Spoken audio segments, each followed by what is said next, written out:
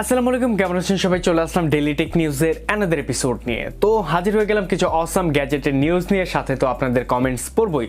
So প্রথমে বলতে চাই, আমাদের চ্যানেলটি এখনও যারা সাবস্ক্রাইব করেন নাই, প্লিজ এখনই সাবস্ক্রাইব করে বেল আইকনটি প্রেস করে দিবেন। সো অ্যাজ ইউজুয়ালি সাথে আছে আমি Shovan. So let's begin the show. প্রথমে যে নিউজটা বলবো যা হচ্ছে খুবই হট, যা হচ্ছে বাংলাদেশে অনেকেই জানেন যে পোকো অফিসিয়ালি বাংলাদেশে যাত্রা শুরু করেছে। ইতিমধ্যে হচ্ছে পোকো তাদের 3টে স্মার্টফোন বাংলাদেশে লঞ্চ করে দিয়েছে, যা হচ্ছে পোকো NFC এবং হচ্ছে পোকো M2 এবং পোকো C3 নামে। তো 3টে ফোনের মধ্যে একটি হচ্ছে পোকো NFC, এটা হচ্ছে 2টা ভেরিয়েন্টে বাংলাদেশে লঞ্চ করেছে, যা হচ্ছে 664 এবং 6128GB-তে। 664-র বেস ভেরিয়েন্টের দাম ধরা হয়েছে হচ্ছে 26,000 টাকা, এবং হচ্ছে পোকো M2 স্মার্টফোনটি বাংলাদেশে পাওয়া যাবে হচ্ছে মিডিয়াটেকের হিলিও G85-এর একটি চিপসেটের সাথে, এবং এটা পাওয়া যাবে হচ্ছে 664 এবং 6128GB ভেরিয়েন্টের সাথে, যার বেস মডেলের দাম হচ্ছে 16,000 টাকা। এবং অন্যটি হচ্ছে পোকো C3, এইটারও বেস মডেল মানে হচ্ছে 232, এইটা পাওয়া যাবে হচ্ছে 12,000 টাকায়। তার জন্য বলা যায় পোকো যেহেতু এখনো বাংলাদেশে অফিসিয়ালি তাদের ফ্যাক্টরি করেনি, যার জন্য বলা যায় প্রাইসিংটা আমার কাছে একটু বেশি লেগেছে। সেজন্য Xiaomi যদি এখনো বাংলাদেশে ফ্যাক্টরি না করে দেন, হচ্ছে বাংলাদেশ থেকে অ্যাসেম্বল না করে, সেক্ষেত্রে এর প্রাইসিংটা একটু বেশি থাকবে। তবে চলে যাচ্ছে হচ্ছে আমাদের সেকেন্ড নিউজে, যা থাকছে রিয়েলমির তরফ থেকে। রিয়েলমি হচ্ছে প্রতি মাসে আমাদের দেশে একের পর এক স্মার্টফোন লঞ্চ করে যাচ্ছে। তবে আমি এক্সপেক্ট করেছিলাম রিয়েলমি C15 স্মার্টফোনটি হচ্ছে বাংলাদেশের বাজারে লঞ্চ করবে না, কারণ হচ্ছে অলরেডি এই চিপে মানে হচ্ছে স্ন্যাপড্রাগন 460 একটি চিপের সাথে অলরেডি বাংলাদেশে একটা ফোন আছে, যা হচ্ছে রিয়েলমি C17।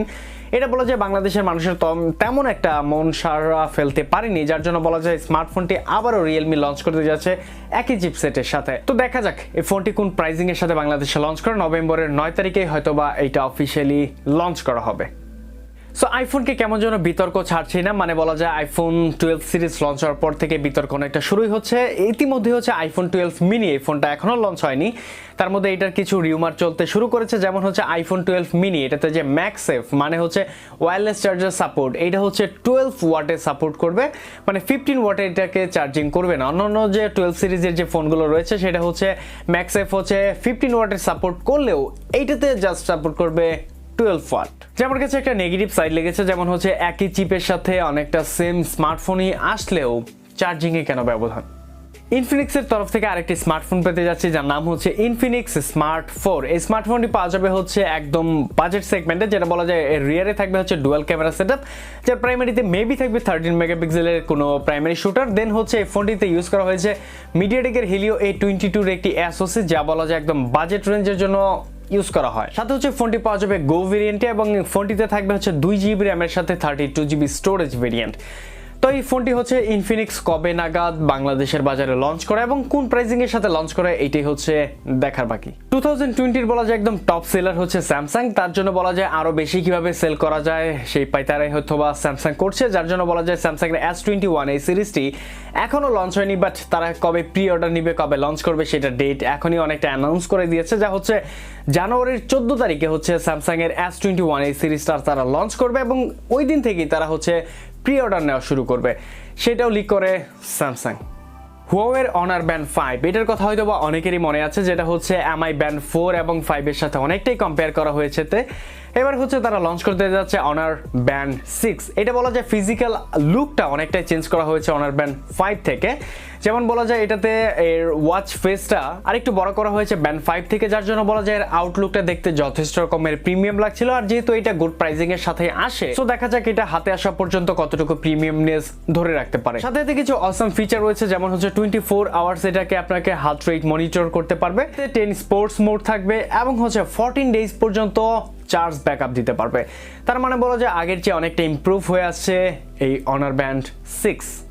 আবার চলে যাই আইফোনের দিকে। আইফোন হচ্ছে একটু ব্যাকডেটেড বলা যায়, যেমন হচ্ছে টেকনোলজির দিকে তারা অনেকটা উন্নত থাকলেও বাট হচ্ছে তারা যে ইনোভেশনটা বলা যায় অ্যান্ড্রয়েডের চেয়ে অনেকটাই পিছিয়ে। কারণ হচ্ছে অ্যান্ড্রয়েডে যখন 2 থেকে 3 বছর হয়ে যায়, যেখানে ইন ডিসপ্লে ফিঙ্গারপ্রিন্ট সুবিধা অ্যান্ড্রয়েড ইউজার আগেই পেয়েছে, সেখানে বলা যায় iOS এতে মাত্র ইনক্লুড করতে যাচ্ছে মানে ইন ডিসপ্লে ফিঙ্গারপ্রিন্ট সেন্সর। এটা বলা যায় আইফোন ইউজারদের জন্য অনেকটাই হচ্ছে স্বপ্নের মতো পাওয়া একটা কিছু, কারণ হচ্ছে আইফোনেও ইনক্লুড করতে যাচ্ছে ইন ডিসপ্লে ফিঙ্গারপ্রিন্ট সেন্সর। তো দেখা যাক এটা iOS এ আনার পর কতটুকু ফাস্ট এবং কতটুকু সিকিউর ভাবে ধরে রাখতে পারে অ্যাপেল, সো এটি দেখার বাকি। সো এই ছিল আজকের মতো আমাদের টেক নিউজ। সো এবার হচ্ছে আপনাদের কমেন্টস পড়বো। সো প্রথম যে কমেন্টটা নিচ্ছি যার নাম হচ্ছে রফিক হোসেন, সে হচ্ছে স্যামসাং গ্যালাক্সি A20s এই ফোনটাতে কমেন্ট করেছে, আপনার ভিডিওটা আগে দেখলে ফোনটা কিনতাম না, গেম খেলে তেমন একটা মজা পাই না ভাই।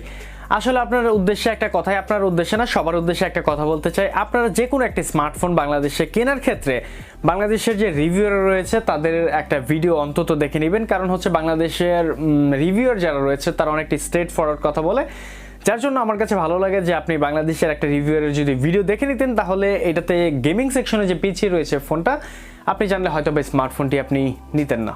স্যার পরে যে কমেন্টটা নিচে যার নাম হচ্ছে কিং তাইফ, সে বলেছে ভাই 35K তো হয়ে গেল, নেক্সট ভিডিওতে কি গিভঅ্যাওয়ে স্টার্ট হবে? আসলে কথা হচ্ছে ভাই লাস্ট কিছুদিন যাবত আমরা তেমন একটা কন্টিনিউ ভিডিও আপলোড করিনি, যার জন্য গিভঅ্যাওয়ে এতদিন আমাদের স্টার্ট করার একটা প্ল্যান ছিল। তবে ভাইয়াদের উদ্দেশ্যে একটা কথা বলতে চাই, প্লিজ ভাই আপনারা এখনো নিরাশ হবেন না, খুবই শীঘ্রই আমরা গিভঅ্যাওয়ে ভিডিও নিয়ে হাজির হব আপনাদের মাঝে।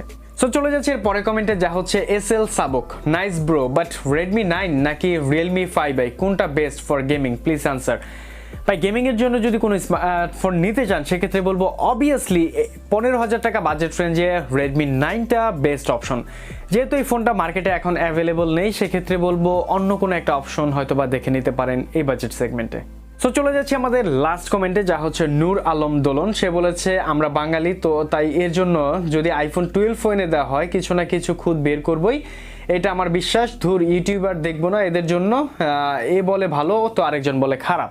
এটা হচ্ছে Realme 5i এর একটা ভিডিওতে আমি কিছু সমস্যা বলেছিলাম, সেটাতে কমেন্ট করেছে ভাইয়া। আসলে iPhone 12 যে একদম পারফেক্ট স্মার্টফোন সেটাও কিন্তু নয়, সেটারও কিন্তু খুদ রয়েছে। সাথে হচ্ছে Realme 5iটা যেহেতু আমি বেশ কিছুদিন যাবত ইউজ করছি যার জন্য এর কিছু সমস্যা নিয়ে আমি ভিডিও করেছিলাম। আমার উদ্দেশ্য ছিল যারা হচ্ছে এই বাজেট সেগমেন্টে এই ফোনটা কিনতে যাচ্ছেন এই সমস্যাগুলো জানার পর যদি আপনি ফোনটা কিনেন তাহলে অনেকটা স্যাটিসফাইড থাকবেন আপনি, তাছাড়া আমার মতো অনেকটা হতাশই হয়ে পড়বেন।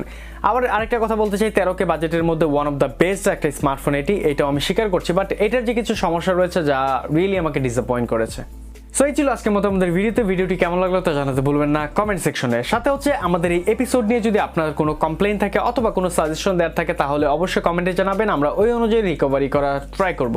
তো দেখা হবে অন্য কোনো ভিডিওতে নতুন কোনো টপিক্সের সাথে, সে পর্যন্ত আমাদের সাথেই থাকবেন এবং ভালো থাকবেন। আল্লাহ হাফেজ।